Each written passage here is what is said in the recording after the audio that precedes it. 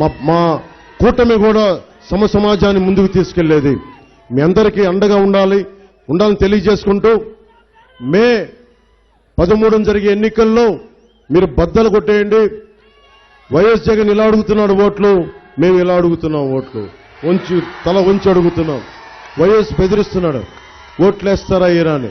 మీరు ఓటేసి జగన్కి ఇలాగే చూపించండి, మేము కూటమికి ఓటేసామని చూపించండి. మీ అందరికీ పేరు పేరున ధన్యవాదాలు తెలుపుకుంటూ మీ అందరికీ కష్టం చూడండి. దశాబ్దం కాలం ఏ పదవి లేకుండా నడిపా. దశాబ్దం కాలం చిన్నపాటి ఇప్పుడు మనకి కూటమి ప్రభుత్వం వస్తుందంటే అది కేవలం తెలుగుదేశం ప్రభుత్వం కాదు, అందులో జనసేన కూడా ఉంటుంది, భారతీయ జనతా పార్టీ ఉంటుంది. అందరూ సమిష్టిగా కూర్చొని నేను చంద్రబాబు గారు ఆలోచించాం, స్కిల్ డెవలప్మెంట్ గురించి ఆలోచించాం. మీ కులం ఏంటని అడుగుతారు, మీ ఉపకులం ఏంటని అడుగుతారు, నీకు ఏం నేర్చుకోవాలని అడగరు, నీకు ఏం అవ్వాలని అడగరు. పెమ్మసాని చంద్రశేఖర్ గారిని అడగరు, వాళ్ళ నాన్నగారు అడుగుండొచ్చు నీకు ఏం అవ్వాలని ఉందని. ఆ స్కిల్ ఏదో నేర్పించారు, అమెరికా దాకా వెళ్ళారు.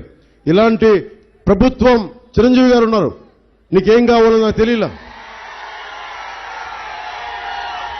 నాకు చిన్నపాటి స్కిల్ నేర్పించారు ఆయన. ఆ స్కిల్ ఇక్కడ దాకా తీసుకొచ్చింది, నటుణ్ణి చేసింది, ఒక జనసేన పార్టీని నడిపే అధినేతగా చేసింది. అలాంటిది మేము కూటమి ప్రభుత్వం మీకు పెద్దనలా ఉంటుంది. అది మీరు దళిత కులాలకు చెందిన వాళ్ళ, బీసీల, కాపుల, కమ్మవార, రెడ్డ, వెలమ్మ, బీసీల, ఎస్సీల, మాల, మాదిగ ఏదని కాదు.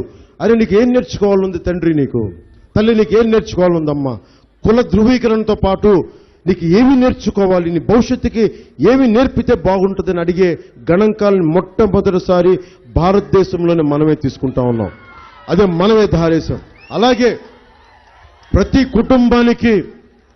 కుటుంబానికి ఇప్పటిదాకా భారతదేశంలో ఎక్కడా లేదు, ప్రతి కుటుంబానికి 25 లక్షల ఆరోగ్య బీమా పథకం ప్రవేశపెడుతున్నాం. జగన్ 1200 కోట్లు ఎగ్గొట్టాడు ఆరోగ్యశ్రీకి.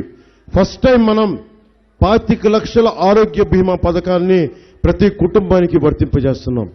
అందుకని మనం మీకు అండగా నిలబడే ప్రభుత్వం, మీ భవిష్యత్తు కోసం నిలబడున్నాం. మేమందరం దెబ్బలు తిన్నాం. నిన్న పొద్దున కూడా చూశారు, రాత్రి గోతులు తవ్వేశారు.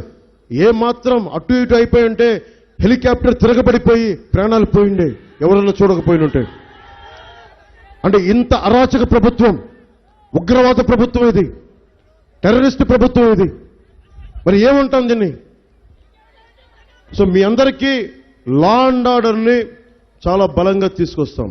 పోలీస్ వ్యవస్థకి సంపూర్ణంగా అండగా నిలబడతాం. మినిమం పొలిటికల్ కానీ మనకి ఇంటర్ఫిరెన్స్ ఉంటుంది.